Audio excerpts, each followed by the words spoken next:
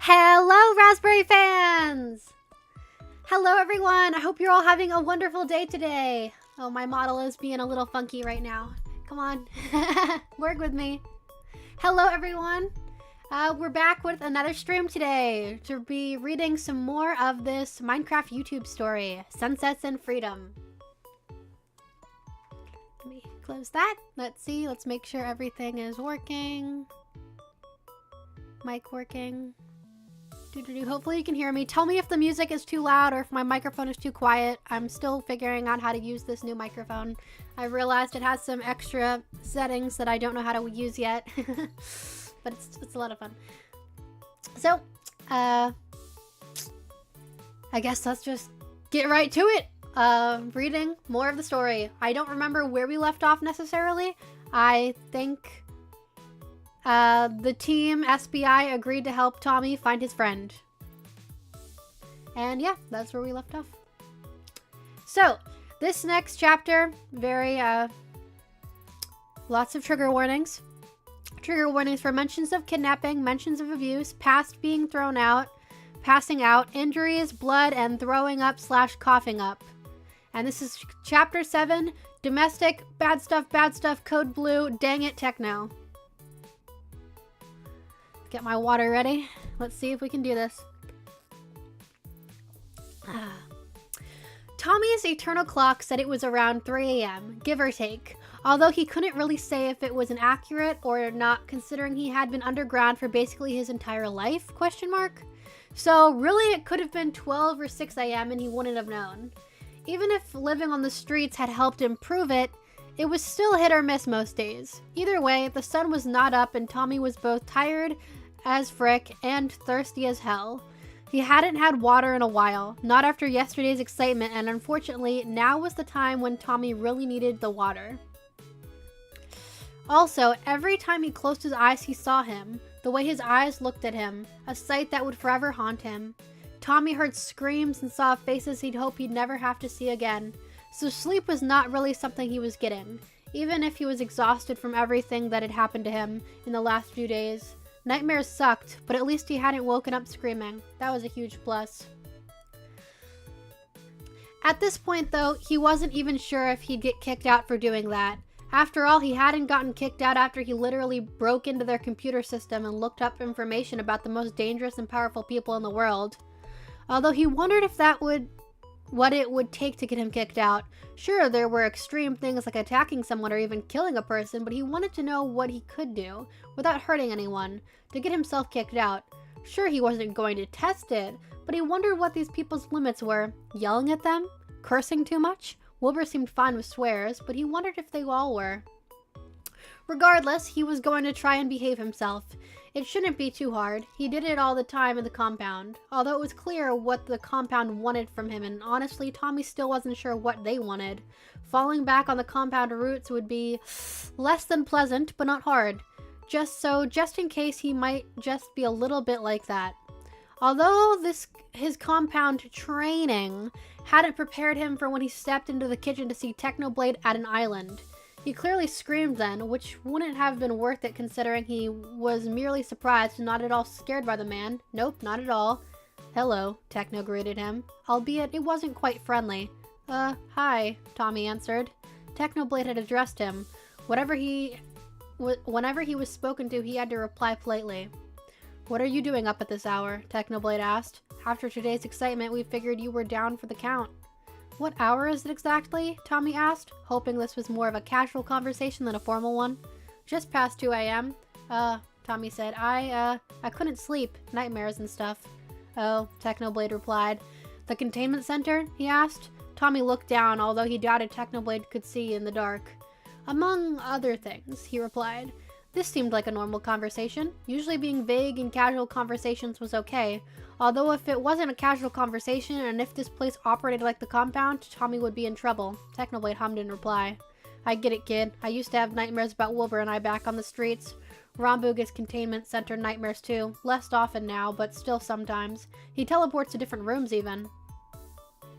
Tommy snorted. He'd kind of like to see that. It'd probably be funny. Or if it would have been if it hadn't been scared. You and Wilbur? Tommy asked, rather than trying to approach the sensitive topic of living on the streets. Tommy had sat down at the high top table with Techno, thinking that they might be sitting there for a while. I'm sure you could have guessed, but Wilbur and I are twins.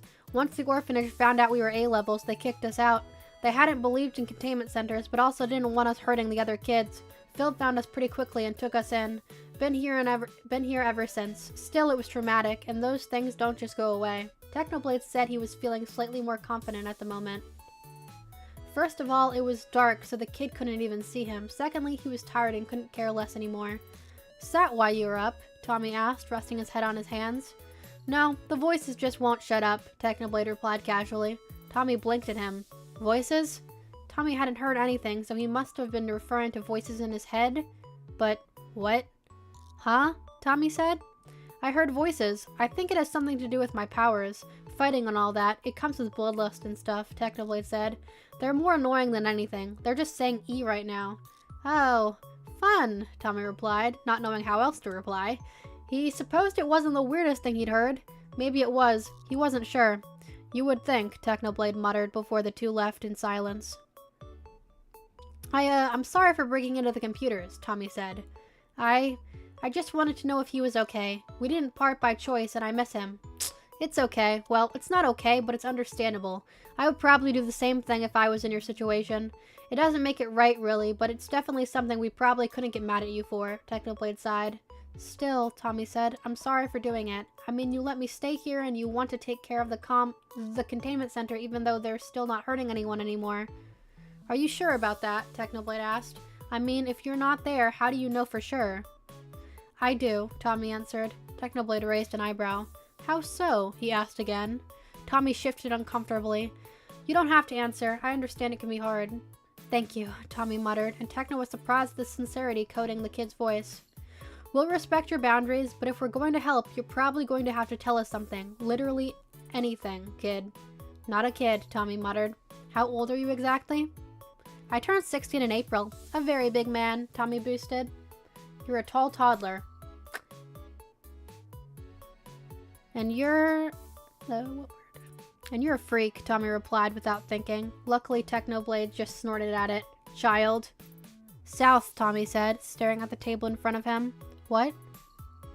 I'm pretty sure it was in the south. I had either gone north or west. To the south of the center was the ocean, and to the east the ocean was there too. It got colder the more I traveled, so I'm pretty sure I went north. So the center was in the south, Tommy said. Tommy, do you know where you are? Technoblade asked. I know the name of the city, Tommy answered, but that's about all I could tell you. Technoblade didn't comment on it. Tommy was thankful for that. You are in the north for the record, Technoblade replied. They let you out of that center? They didn't let me leave, Tommy replied, appalled. Technoblade shook his head. I mean, they let you outside of the center? Oh, yeah, sometimes, Tommy said. Not getting enough sunlight could kill you. Never at night, though. That's when I escaped. My friend wanted to see the stars because he hadn't seen them in so long. Dang. I hope he saw them when he was taken. It was the last thing we talked about, Tommy muttered. I'm sorry, kid. It's not your fault, he replied. Still, Technoblade went. Tommy said. There was that silence again, but not as bad as before. They had reached an understanding of each other. Both of them cared for people in a strange way, not really showing it to said person, but through actions and fierce loyalty. In a strange way, Tommy reminded Techno of himself, a much younger and inexperienced version of him, but still all the same. We're going to try our best to find him, Technoblade told him. Tommy hummed again. Thank you. I'm not sure if he's even alive anymore. Don't try too hard. If you can't find him right away, you can't find him at all, Tommy muttered before yawning. Anyway, I'm thirsty as hell still, and now I just want to be in bed. I'll be seeing you, Tommy said before grabbing a cup and filling it. Do you want to come to training tomorrow? Technoblade asked. Tommy paused. Training? He asked, his voice tight and small. Techno blinked at the change in him. Yeah, he answered. Rambu and Teppo are training and I'm supervising. It's a working together day rather than sparring. You don't have to. I just figured it could give you something to do rather than sit around all day with Wilbur.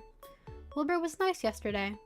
You spent an hour with him max. That's all I can do, and we shared a womb at one point, Technoblade deadpanned.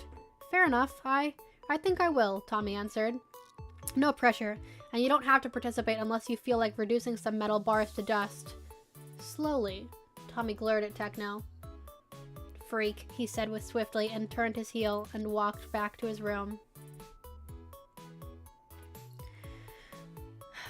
Scene change. How many times do you think we'll be here? Phil sighed, glancing at the clock. The early morning wasn't great, but it was to keep Tommy from overhearing them. It was necessary. With that kid around, Techno asked, at least 4 more times. Wilbur snorted, but didn't disagree or add his own number. He was the last one? Phil asked. What does that even mean? I'm assuming they're either rehabilitating the rest of them and set them back to their old lives, or they've killed them, Wilbur stated. They're not going to stay empty, though. I doubt anyone willing to break that many laws is willing to stop, successful with their first batch or not. Do you think there could be others before, Tommy? Techno asked. It's possible, Phil muttered, but I doubt it, he said a little louder. What do you mean? Wilbur asked, frowning. If this was their first time and they had an S level, I doubt they would let Tommy escape. They had to have been inexperienced, Phil explained.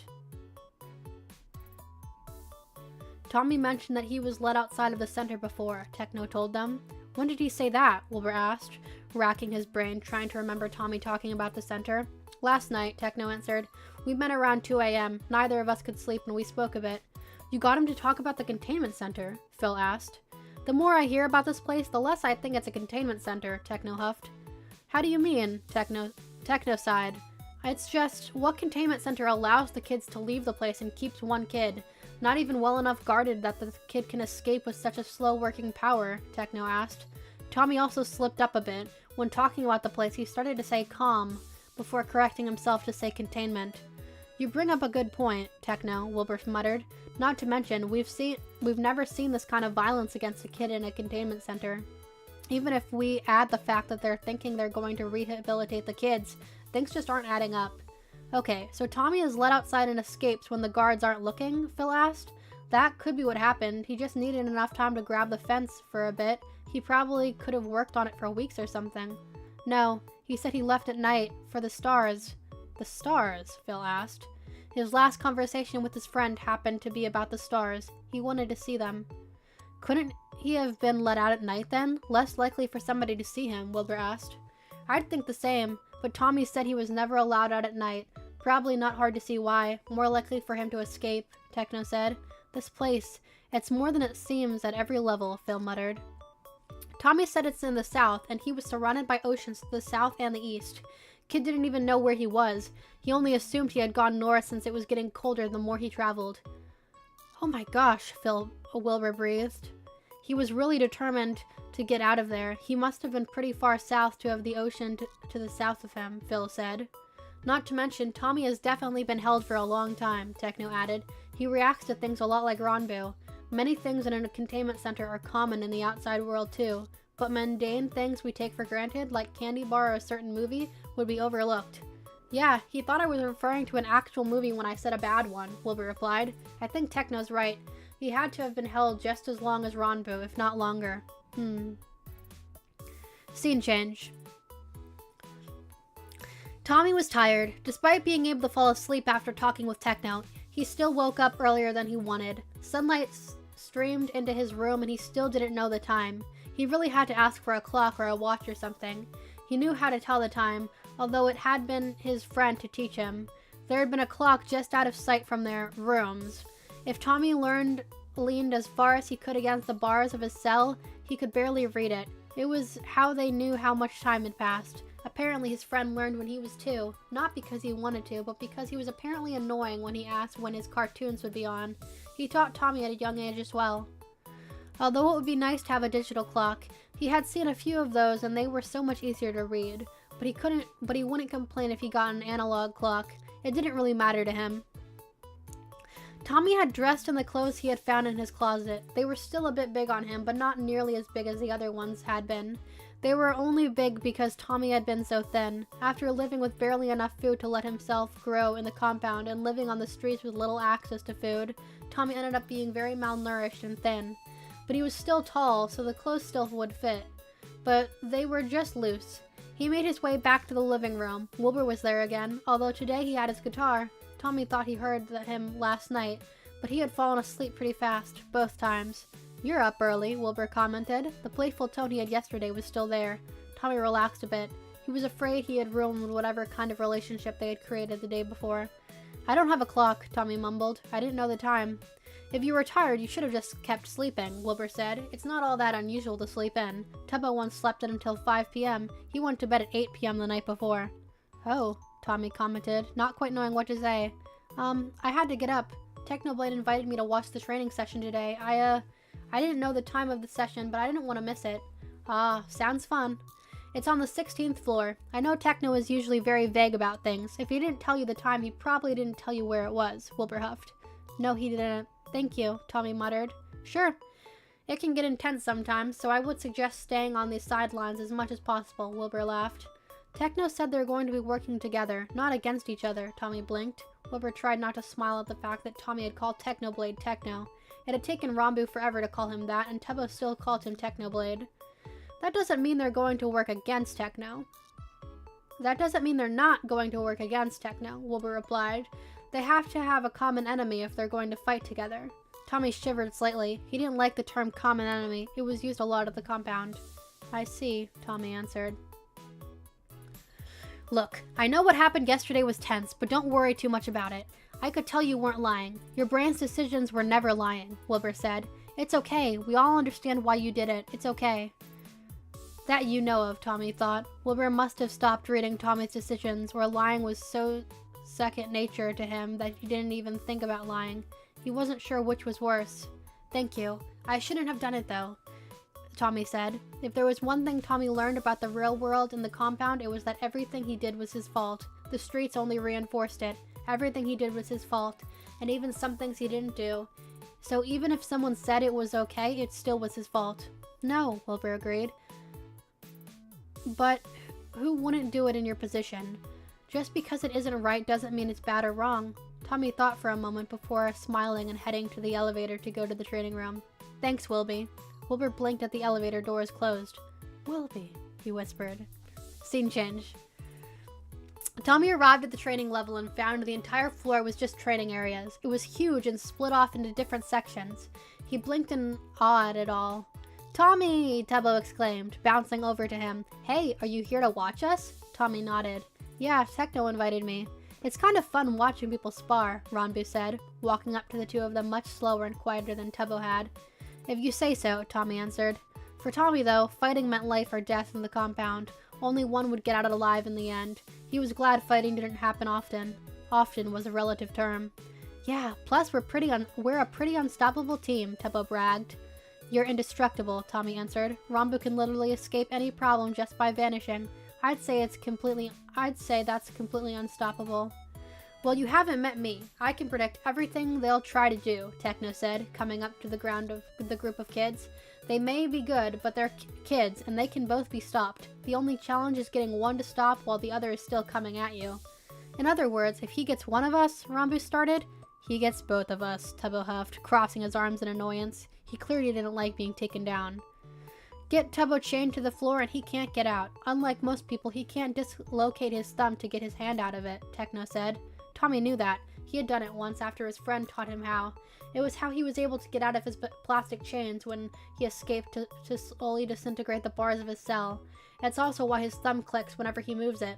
Luckily, he also knew how to relocate his thumb after dislocating it. It didn't really hurt anymore, so it wasn't too bad, although he supposed it would kind of suck to not be able to get out of those situations quickly. It's not my fault, Tubbo muttered. No, but you have the strengths elsewhere. I'm just pointing out how you're not unstoppable. Not yet anyway, Techno replied.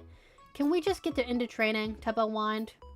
If you think you're ready, we can start, Techno said, leading the two onto the floor. Tommy stayed by the door, on the sidelines like Wilbur suggested. He didn't want to be caught in anything or hurt himself or anyone else.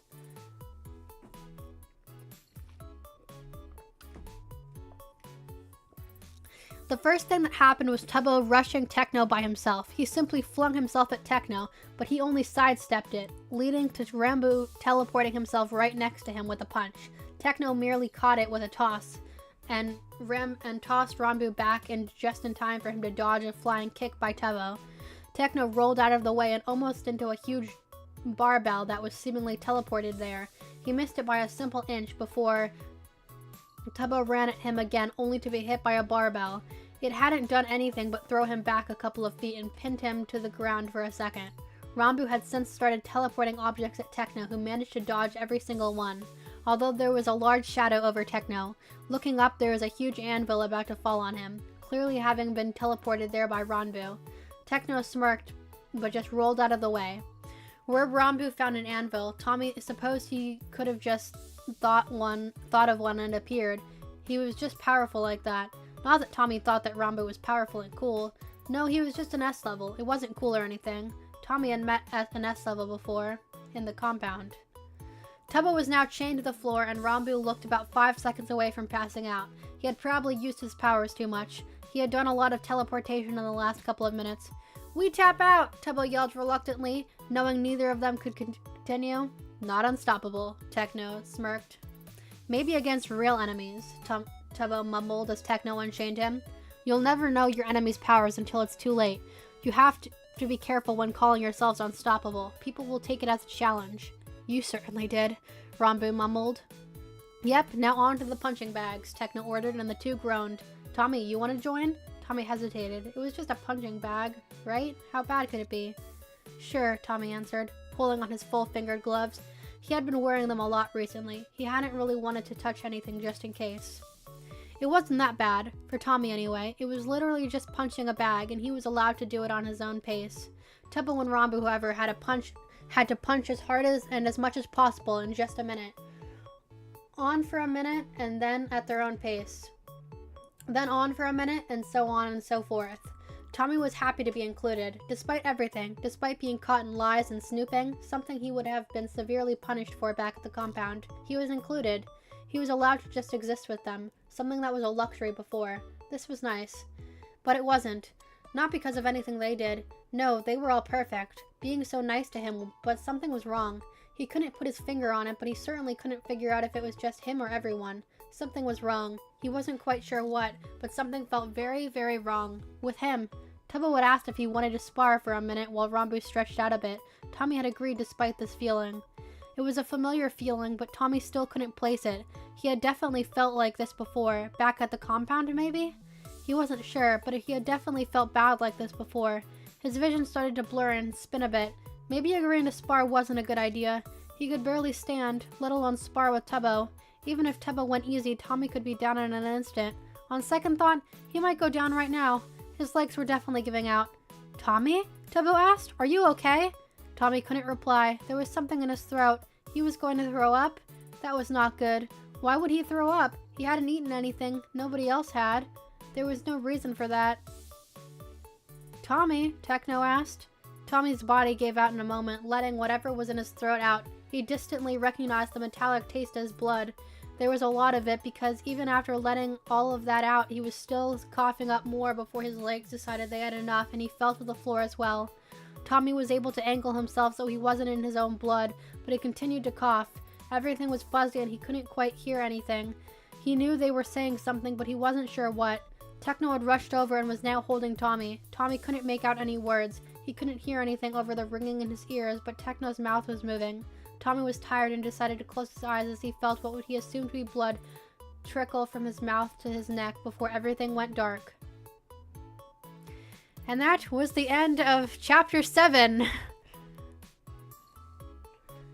Oh my gosh, that one ended kind of on a dark note. I hope Tommy is okay. We're about to find out though, moving on to Chapter 8.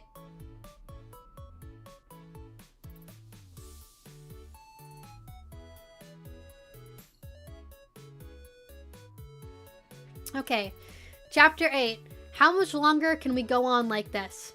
Trigger warnings for abuse, non-consensual drugging, blood/injury, mentions of electroshock as punishment, it doesn't happen, mentions of suicide/suicide pact, it doesn't happen, illness, panicking/panic attacks. Seriously, this chapter is triggering, is the comment from the author. Death, no important characters.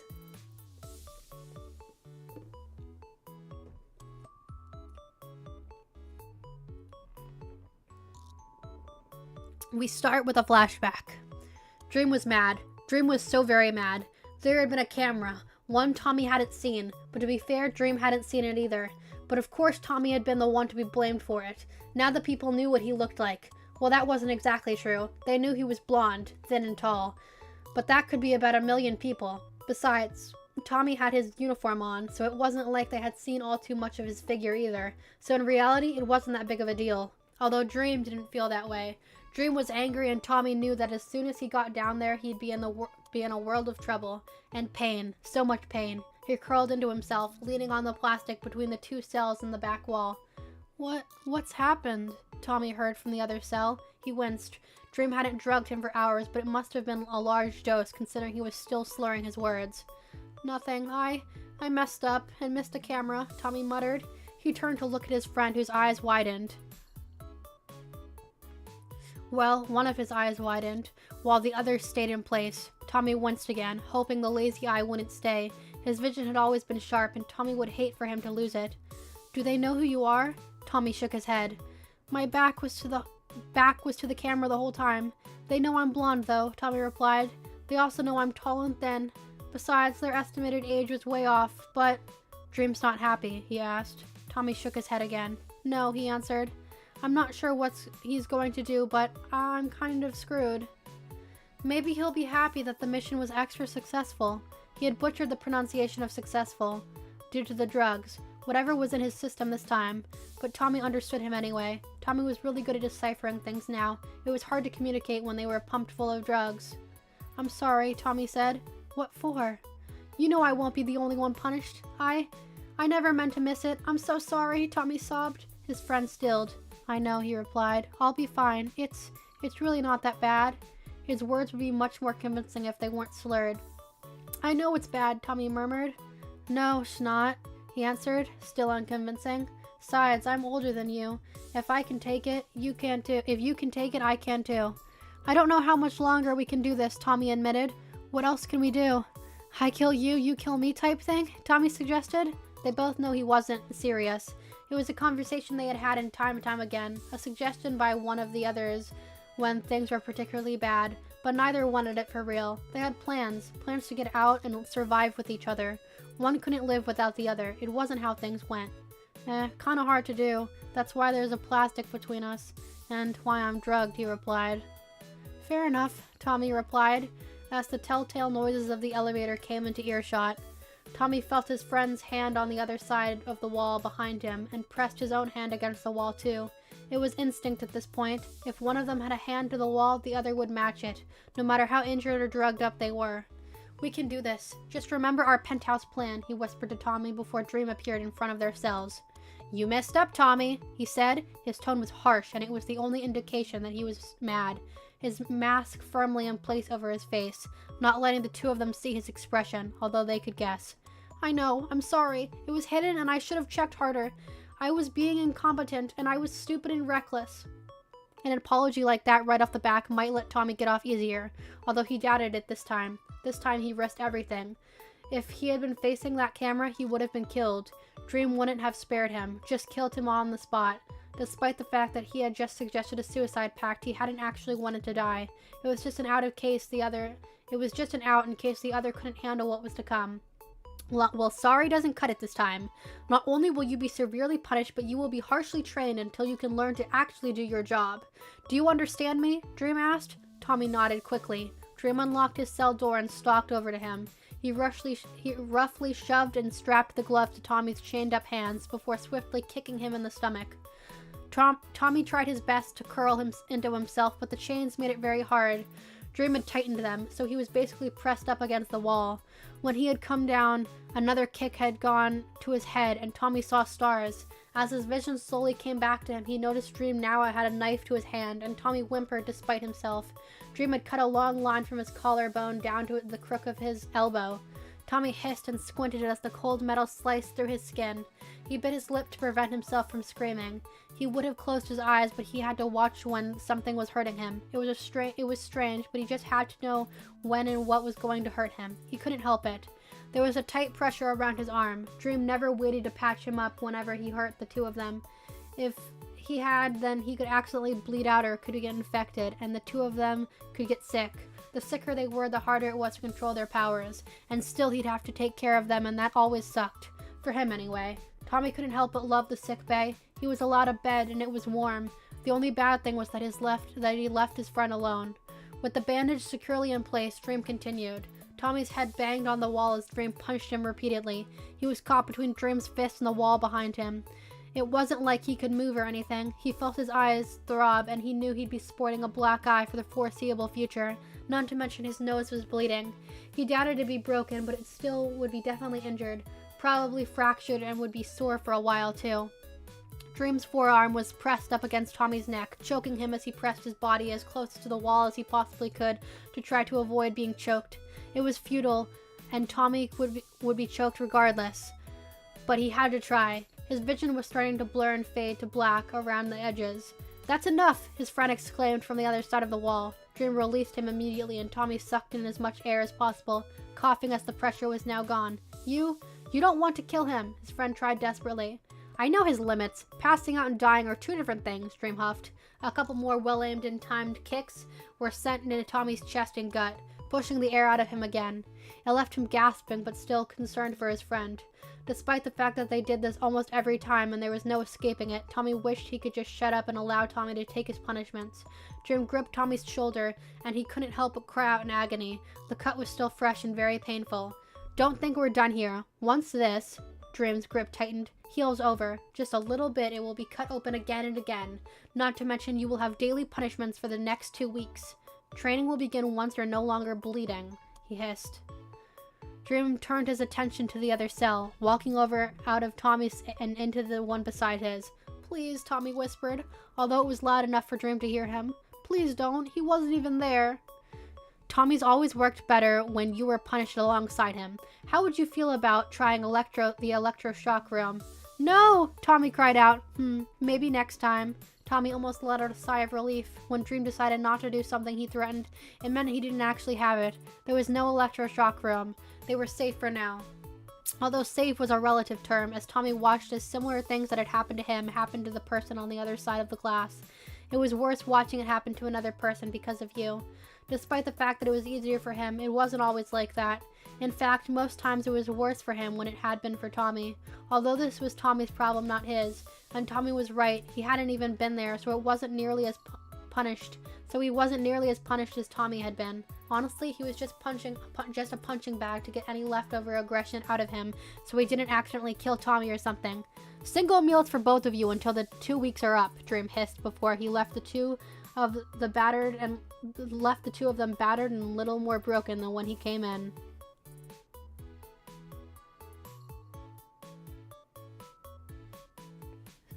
Time skip.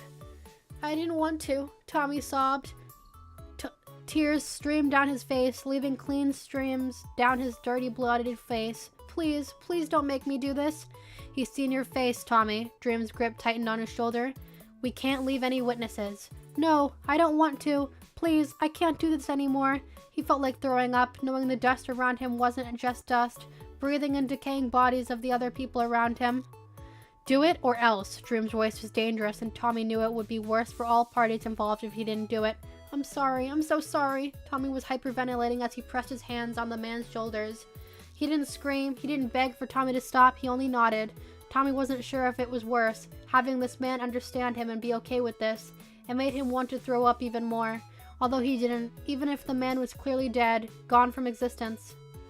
Tommy cried harder when he had in a long time at this, although he wasn't allowed a moment to grieve for the people that were now gone, nor for himself as Dream tugged him by his hair and dragged him back towards the entrance to their vehicle.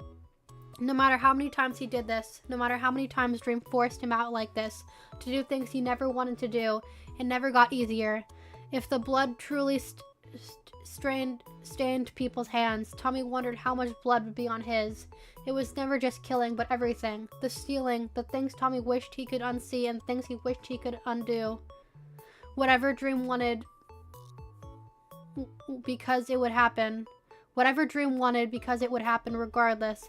But this way, way less people got hurt.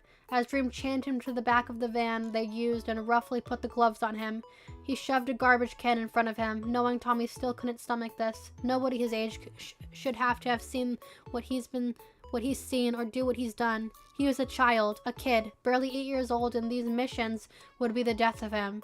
You did good today, Tommy, Dream muttered as he got into the driver's seat. Thank you, Dream, Tommy mumbled, knowing that if he didn't reply, the work he did today would be pointless. You can throw up if you need to. I understand this is hard for you, but it's necessary, Dream hummed as he drove off back towards the compound. Thank you, Tommy whispered again before allowing himself to empty the contains of his stomach into the garbage. He was quiet with it, not wanting to disturb Dream at risk of annoying him and ruining whatever put him in this good mood. He felt sick, regardless of the fact his stomach was empty. It hurt so much, as did his chest. The sight of his breakfast in the garbage can didn't help anything. He tested the slack of the chains and placed the can as far as he could away from him, but made sure it was secure. If it fell over, Tommy would be in a bunch of trouble. Honestly, he just wanted to be back at the compound. He didn't want to leave it ever again, not if it meant that every time he'd left he'd have to do this. It had been a routine for about a year now, and Tommy couldn't stand it. He wanted this to be over. You won't be called out again for a bit, Dream told him. I'll be using your friend for the next 2 things. He's better suited for this than you are. Okay, thank you for telling me, Tommy replied, just as he had been trained to. Thank Dream for everything and anything. When in doubt, thank him because nothing could be lost from thanking him. He was right at all times, and you were always wrong. Back to the present. What happened? Phil asked as Tommy was now lying in his bed. I have no clue, Techna replied. Despite looking outwardly fine, he was definitely shaken. I asked him to spar and he agreed, but when we got to the mat he started swaying and all of a sudden started throwing up and coughing up blood before he collapsed, Tebo said. There was no warning before he didn't even answer me when I asked if he was okay. Did he do anything extraneous beforehand? Phil asked. No, he punched a punching bag at his own pace for like 10 minutes max, Techno said. I saw him before he went down. He seemingly just woke and was heading there. He was fine then too, if not slightly tired. He called me Wilby before he left. Really? He just calls me a freak, Techno commented.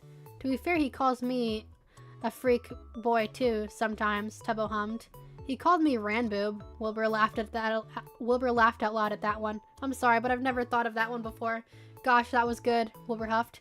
Could we get back to the child that is possibly dying here? Phil asked, arms crossed and an eyebrow raised. They sobered up and Phil sighed. I know we don't want to think about the worst, but we have to figure out if he needs a healer. I don't know, Phil. Coughing up blood sounds like a hospital thing to me, or at least a medical specialist, Techno breathed. All right, he muttered. We don't really have any healers, though. The best thing we have is Nicky, and there's only a chance he'll be healed. Not to mention he's already asleep. I'm not sure it'll work unless he wakes up, Wilbur muttered. I can tell her to stay on call, Ranboo said, just in case. No, the last thing we need right now is him to freak out because we forced him back under again, Phil replied. If he wants to try it, we can ask him and then see if Nicky will come up. If things get worse, we'll have to get him to a hospital. He's not running a fever and he's not convulsing. I think we're out of the woods for now anyway. Shouldn't we take his gloves off of him? Ranboo asked. He might disintegrate something, Wilbur mumbled, staring at Tommy. But there's no metal in the bed, Tubbo asked. He was probably lying, remember? Techno said. Let's just keep his hands palm up, Phil replied. As long as they're palm up, I'm sure he'll be fine. Besides, it's not like we can't afford to give him another bed if he destroys it in his sleep. Wilbur grabbed his right wrist and unstrapped the gloves, slowly tugging them off while Tubbo did the same to the left, although Tubbo paused. Wilbur, Tubbo started. Can I have the other glove? Wilbur frowned. Okay, he replied, giving Tubbo the glove. Tubbo put them both on and then strapped them to his own hands.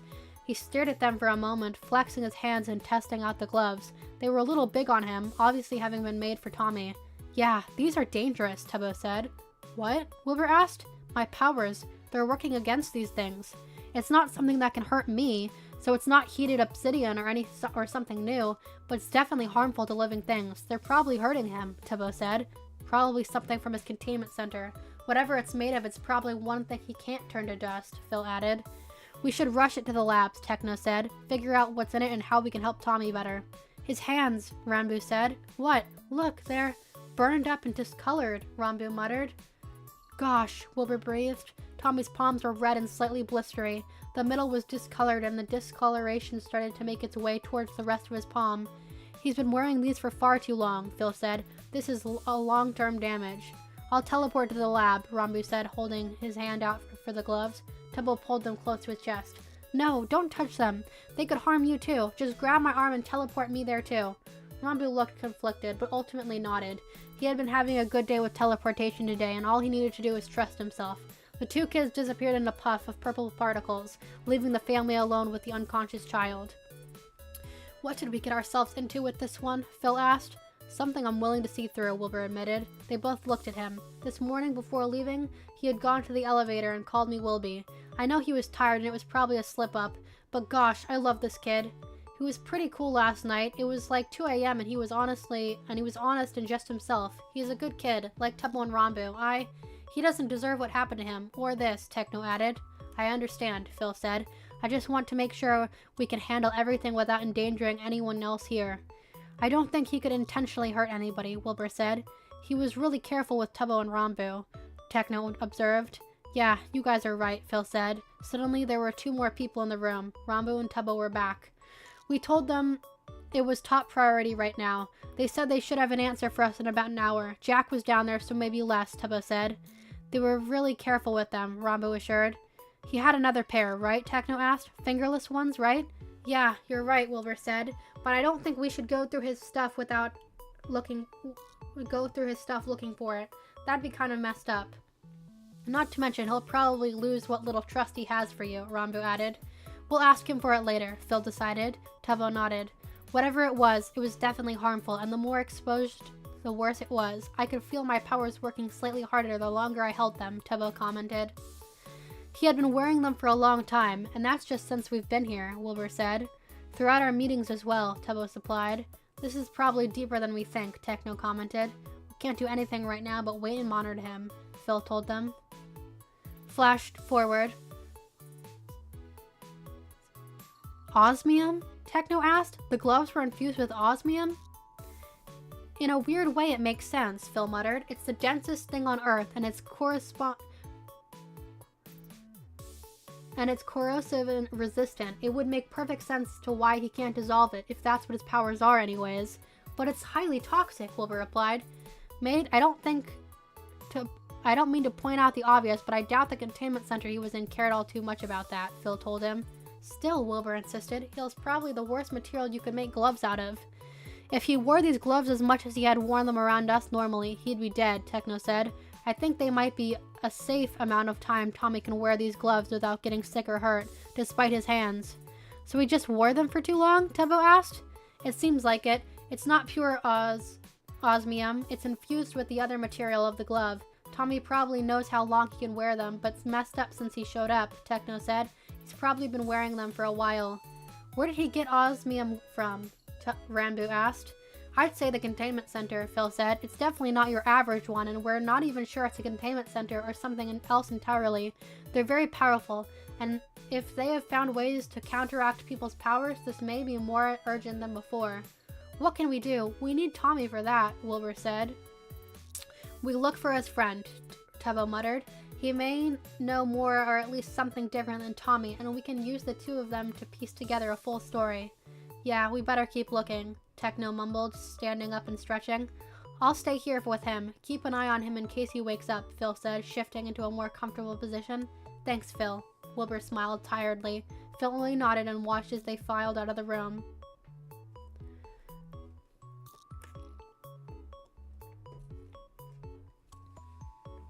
Another time skip. Tommy woke up with a start, and the first thing he noticed was that he felt like trash. Both mentally and physically speaking, he felt like trash. His body hurt all over, and his head felt like there was 100 tons on top of it. His stomach ached, and he hurt a lot. For a moment after, he thought he might have been in the med bay of the compound before realizing that his bed was way too soft for that. It was also much bigger, but he couldn't stop his heartbeat from quickening. Where was he, and why did he feel like Dream had kicked the trash out of him?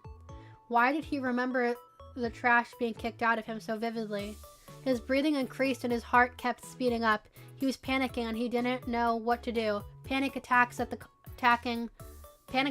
the compound was common, but calming someone down took a while. Just reminding them to breathe and that Dream wasn't there, because he never was when a panic attack took place. It was always after a visit from Dream when the panic set in. Call it survival instincts, but neither of them had a panic attack when Dream was there. Mate, hey, you're safe here, someone called from next to him. Tommy jerked his head to the side and to face him, and although he couldn't quite tell who, the voice was familiar and a good kind of familiar, not the stupid bad familiar he had gotten earlier. Oh, earlier. He was at the company Tubbo and Rambu worked for. He was safe. His breathing slowed and his vision returned to him to see Phil staring at him. Tommy wasn't sure if it was the best idea to have a panic attack while lying down, but he appreciated the fact that Phil hadn't touched him. He probably would have thought it was Dream. Tommy managed to sit himself up without feeling like he was going to throw up. Sorry, he mumbled. Phil let a humorless laugh. It was more of an exhale than a laugh. Don't apologize for having a panic attack. You can never control those, Phil said. I'm just glad you recognized you were safe here to calm yourself down. Yeah, Tommy muttered. It was then that he realized his gloves were gone and he was touching the bed. He was glad the sheets weren't wool or else they might have been disintegrated by now. He quickly pulled his hands back up and gripped his own arms, feeling his powers cycle inside of him. Sure, that technique had been grounding before, but that was when he was in front of people who knew him. He hadn't lied to because he couldn't. People who knew. He hadn't even realized his breathing had sped up again and the tell signs of another panic attack had started. Hey, mate, it's okay. Breathe. What's up? You're safe and things are okay. What's wrong? Phil had started again. He was crouching at the side of the bed and hoping that it was helping. Gloves, Tommy grasped out. Hey, breathe. You need to breathe. Follow my breathing. Tommy nodded and tried his best.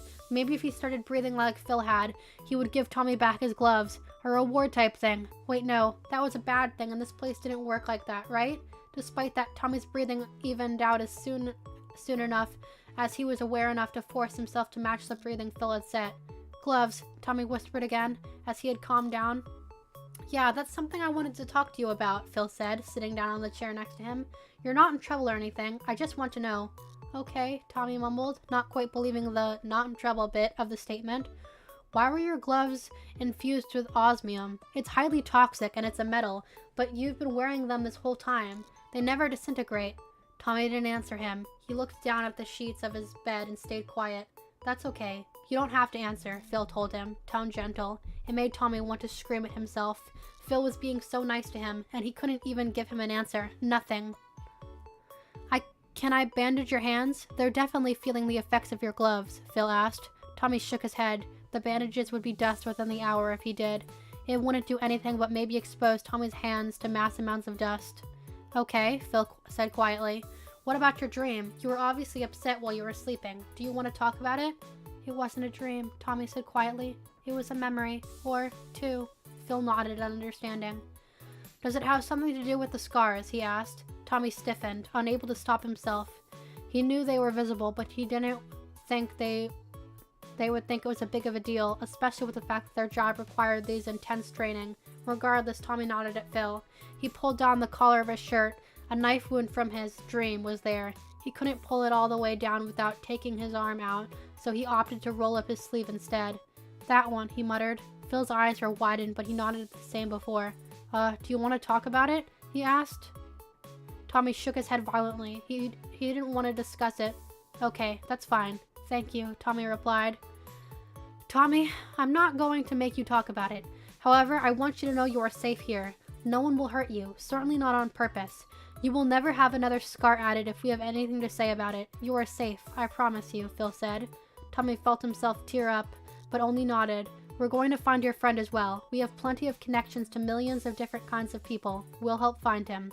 Tommy broke down then and there. He had to tell them. And that was the end of Chapter 8.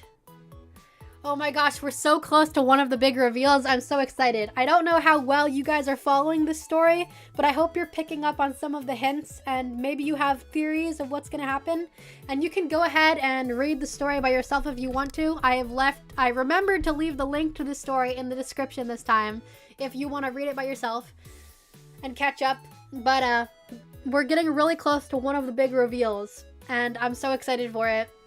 And I guess we'll cover that next week because my voice is dying and I cannot continue to do another chapter. But thank you guys for sticking around and for anyone who showed up today. I hope you all have a great rest of your day and I will see you not tomorrow, but the day after that. Let me get that ready. Okay, so as I said, again, I repeat, have a great rest of your day. See you guys next time, and thank you for watching. Bye, guys. Bye, bye, bye, bye, bye, bye.